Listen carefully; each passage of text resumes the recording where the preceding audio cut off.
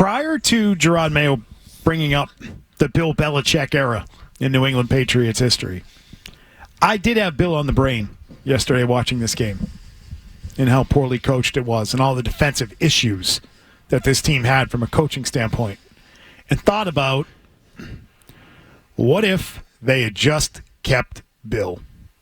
What if they had said at the end of last year, let's just keep Bill. Let's let him roll it back. Let's let Bill be in charge and keep doing the thing that he's been doing for 20 years. Let's just do it. And I thought, from a coaching standpoint, unequivocally, they would be better. Not even up for debate. They would be a much better coach team. They'd have more wins right now. But the thing that you brought up earlier, Zoe, is the one reason why firing Bill still made sense for the New England Patriots. And the one thing that you can point to that has happened that would not have happened under Bill, in my opinion, because it's impossible to know, but in my opinion, it is that he would not have drafted Drake Maye. I think Elliott even said that. Like, what would have Bill done? Oh, he would have traded the pick.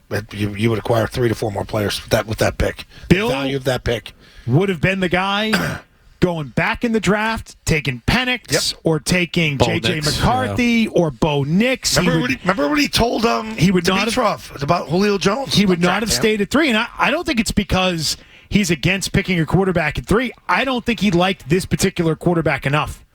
And his comments during the draft coverage and even at the start of this season seem to indicate that he's not a huge fan of Drake Maye. He just isn't. Wasn't. It's interesting because I think he's such a huge fan of Josh Allen now, but he was not early in his career. That's a great point, yeah. Because I did the interviews with him, he makes this mistake, that mistake, very sloppy with the ball, throws it up for grabs, picked him off. We baited him into throwing this one. Like, it was easy pickings playing against Allen. And then all of a sudden, something clicked for him. He wouldn't view, May coming in that way. He would view him as, like he said, 26 starts raw. He kept going back to that. It's a lot of work. So I think that Drake Maye already showing you on a bad team and a poorly coached team how good he is. He's worth it.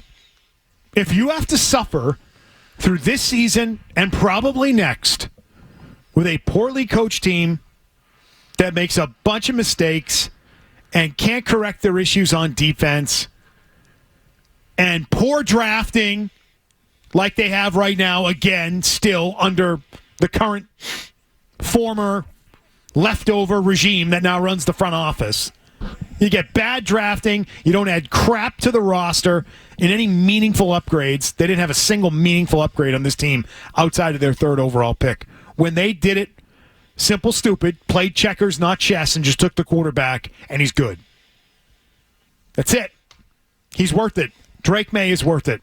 And that's what I'm going to have to continue to tell myself right now to get through all the nonsense and losing with this team. That's the only thing you've got to cling to, and I don't think it would have happened if Bill were still running the show. I think it's so critical, too, like the way he's been playing here this last month and how you see the progression and the excitement of it. It's going to keep people coming back here. Like that's going to make you come at the end of the month here to see the Buffalo game. Like, you're going to want to see how he plays against Buffalo. Maybe. Yeah, but, maybe. It's not the same feeling as the end of the year with the Jets last year. Like, you're going to come see Drake Maye. Like, he's the one thing you have to cling on that says, this thing is, or maybe going to be okay. His development. That's what puts people in the seats. Quarterbacks put people in the seats. Running backs don't. Quarterbacks do. That's what keeps my hope alive for the end of the year. I get to see 4 more games of it, see how he progresses. The good news is, Tim McCone, that after next year, there will still be 3 years remaining on the rookie deal of Drake Maye. Look, I wanted because that 5th-year option, you could pick it up tomorrow. Yeah. And I'd be happy about it. And you can mark that tape. Maybe Hey, I said it with Mac Jones. I know you did. I never said that with Mac Jones. You were going to get 43. It was going to cost you $43 million in total if they picked up that last year. It just made monetary sense.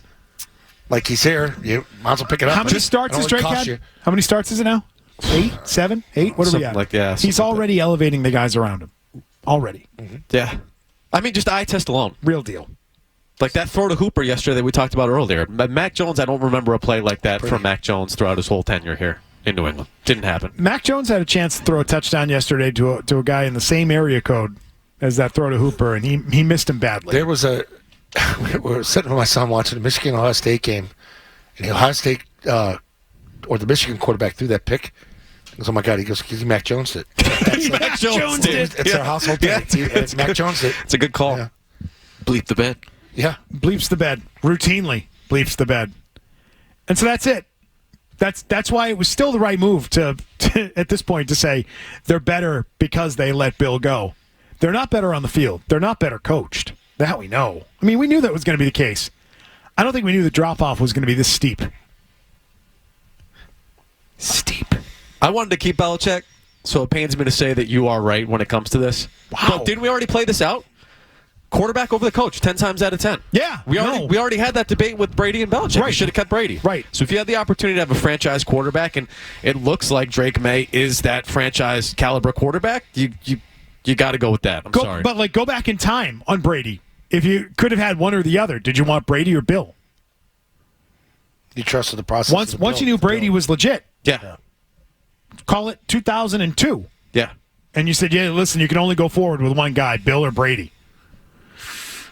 2002 was still too early, too. He wasn't He wasn't carrying that. The end of the dynasty, he carried him. Like, that was the last three championships he won, as opposed to the first three. He was, and I guess 03, 04, he started to throw the ball more to get him into position for the game-winning kicks. Like, that Carolina game became a shootout. I don't know that quarterbacks were as valuable as they are now. Oh, God, now that's like... It's magnified now. Yeah. You got to have one of those There was still guys. the premier position. You had to have it. We knew that, right? But it could cripple the franchise. Like when I told you, like talking to the Miami guys, they're like, "Oh my God, we gave all that money, and then boom, he gets the concussion." Like people are talking about, he can't ever play again. We're like, "What the hell are you talking about? He can't play again. He's got to play. Right. He makes this offense go, as you can tell. Like everything's built around the quarterbacks, Mahomes, Allen, all of them, except Pittsburgh. You could go play for Pittsburgh, and they'll be 10 wins. Tim McCullen, because they just reload, baby. That's it. We're clinging to Drake Maye. That's all we got. That's all we have.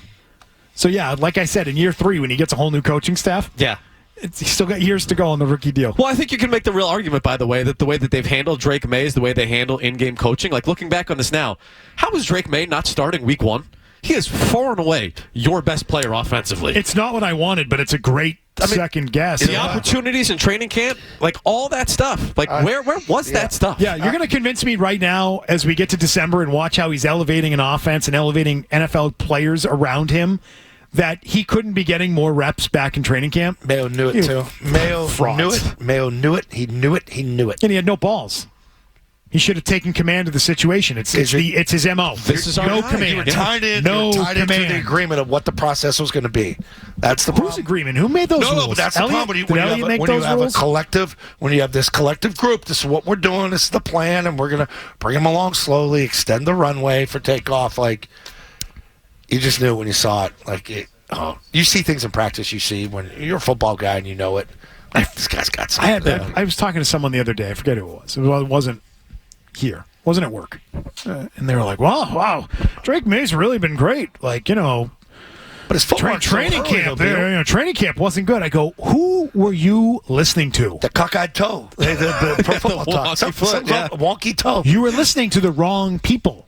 The wrong people.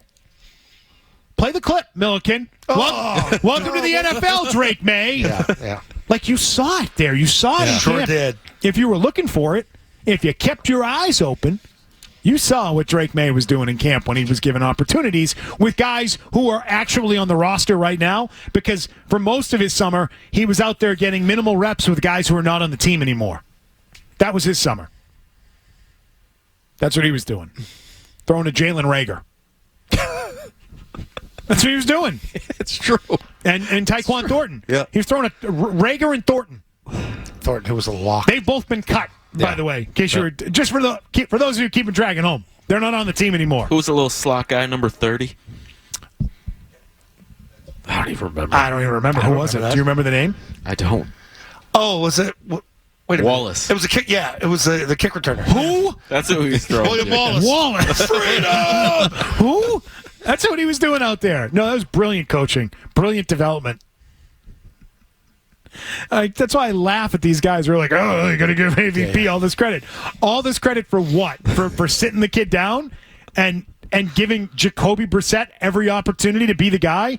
How did that pay off for them? I'm so thankful they did sign Jacoby Brissett, though. It happened exactly the way it was supposed to. He bleeped the bed. I don't know if you guys know that. He bleeped the bed. In a handoff yesterday. Yeah, now you can roll him out on key third downs. Yeah. I mean, what was that? I mean, we talked about it earlier. What is that like? Hey, we feel bad for the guy because he shows up to work every day and he doesn't get a chance to play? It's just trying too hard, man. That is the classic example of overthinking things. AVP loves him, man. Loves him. It's like the Flutie drop kick. Yeah. Scratching an itch.